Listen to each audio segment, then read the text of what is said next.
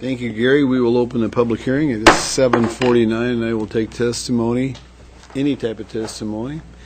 Please come forward, state your name, what your concerns are, your address, and we will give you 3 to 5 minutes, depending on how quick you can get through things. Hello, Victoria. Victoria Seaver, 121 North Lily. I didn't want to leave you up there by yourselves. So you have your strategic plan, and I might split a few hairs with you, but you're on track, so just use it. And I've already communicated a lot of specifics to you, so I'm not going to repeat myself. I'm just going to make a couple of general comments here and there. So public safety, fire and police services, and worker safety go without saying. We have to support that in working conditions. And I would also throw in a nod to acknowledging their work and their initiative and maintaining salaries. Public health services are also extremely important, and I would throw in the downtown restrooms there before the USDA comes into the farmers market and says something about that.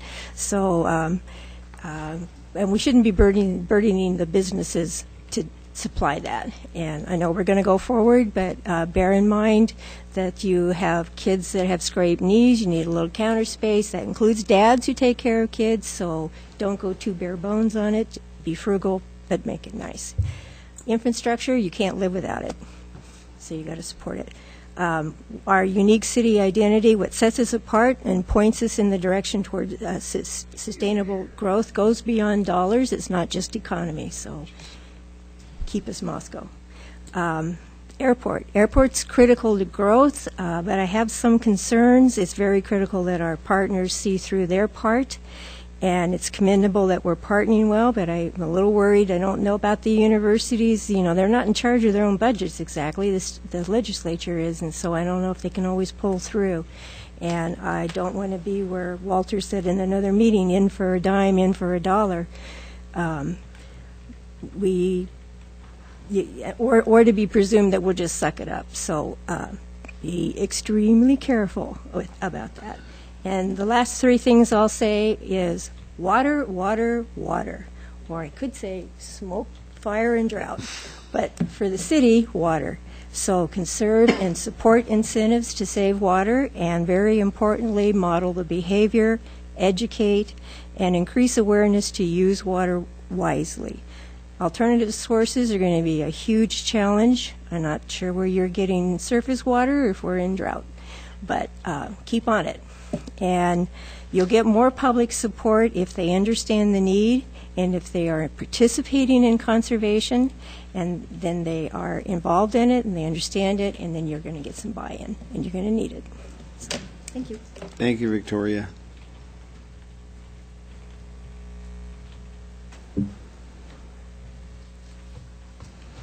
Others that would like to come?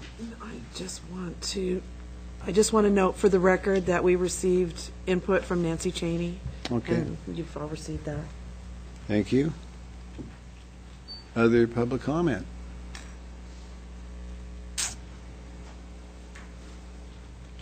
Seeing none, I will close the public hearing at 7:53 and turn it over for council discussion.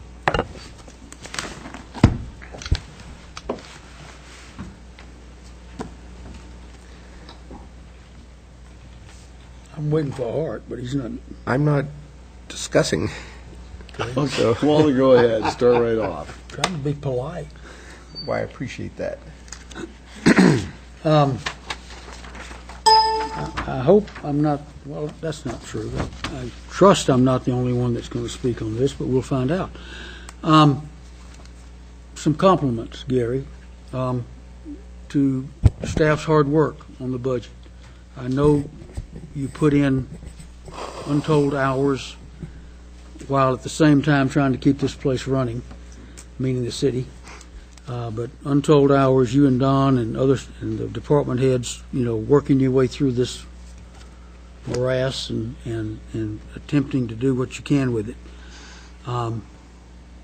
As I said before, kudos on the 2.5% increase to the citizens. The 0.5% is hardly any money at all, but I do think there's a principle involved. The 2.5 is not a whole lot of money, I would have liked to have thought that this could have been done with 0% increase. Even, I understand there's a different philosophy possibly between leadership and the staff and myself regarding the approach toward that 3% that's permitted by law.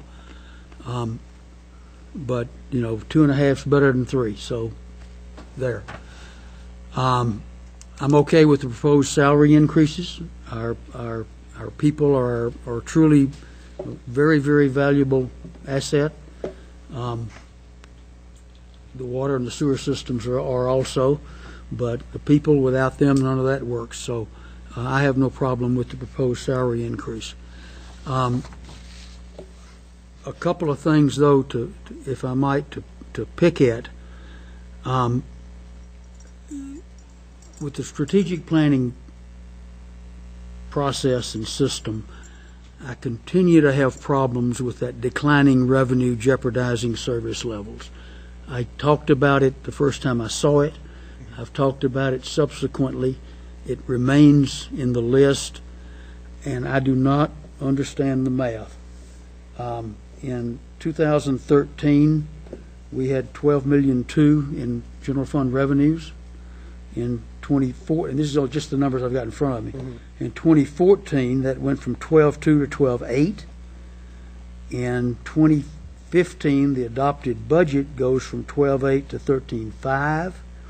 And in 2016, that's going to be approved tonight, it jumps from 13.5 to 14,635,000. To me, that's increasing revenues, and in 1 year, that's 8.4% unless my calculator slipped. So I just don't get the declining revenue strategic plan item that the council put as the 1, 2, 3, 4, 5th item under the major challenge areas. I may be missing something, but nobody's explained to me yet what it is. If I may. And again, I apologize for that. I think we had that discussion, and we agreed to bring language back. We had it drafted. At least twice. Exactly. So I apologize for my lack of diligence in that. And Gary, I'm not sure, and Don did propose some slightly different word the first time I met with him about this, and it's escaped all three of us now. But 2 of us know what it is. I'm just, it ought to be turned into increasing revenues doing something good instead of jeopardizing service levels, because that's what we've got going on. The general fund revenues are increasing. I mean, they are. And if I may, Mr. Mayor?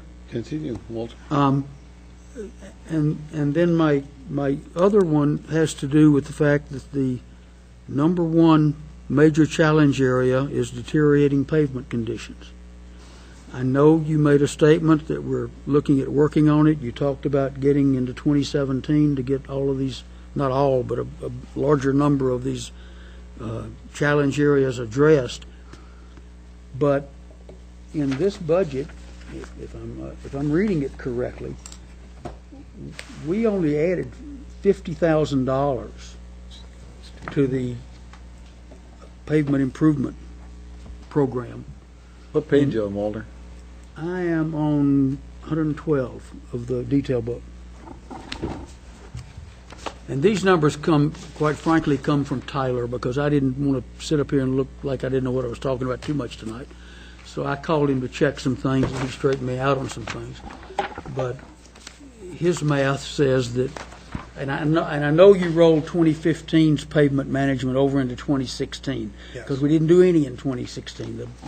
The bids didn't come in right, or couldn't get them or something, so there was nothing done. Exactly. So it's rolled over. Thank you for not putting it in capital projects like a lot of the money that's not spent goes. But the net increase in 2016, I believe, is $48,460. That's 100 feet of street, or maybe 200. It's not a lot.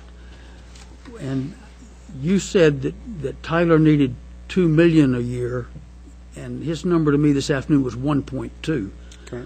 But it's still a lot of dollars, a long way from putting in about $350,000 per year, which is what we've been doing. even if you add 50,000 to it to make it 400 in 2016. So I'm disappointed that for the number one item in the strategic planning challenge areas, we don't even have a program of how we're going to start addressing that. I made the comment to Tyler this afternoon that the major arterials, the collectors that I drive, aren't too bad. And in driving here from my home tonight, I got to thinking about it, and I probably said I was too charitable when I told him they aren't too bad, because there are a lot of patches on them. But if you get off the main drags onto some of these residential paved streets, I don't know why the citizens aren't storming City Hall. I mean, they're really torn up and beat up. So I believe we need a program. I believe it's a horribly expensive program. We need to throw money at it and find a way to do that. So I would really like to, in 2017, see something that really works toward a pavement management program. And we're a long way from your quote a few minutes ago of we're not quite there, but we're working on it. I'm not sure we're hardly there at all. Let me throw something out there on the same page that Walter's talking about. Gary, under improvements for pavement and maintenance program, $741,770 total is in that line. Is that not for pavement, or is that for something else? Because listen to what Walter said, if I got it right, we're spending less than $100,000 a year on pavement improvement. Is that correct? No, Mayor, we're putting about $350,000 a year. I'm asking them a question. Yeah, it's essentially carryover that adds it to $750,000. Go ahead.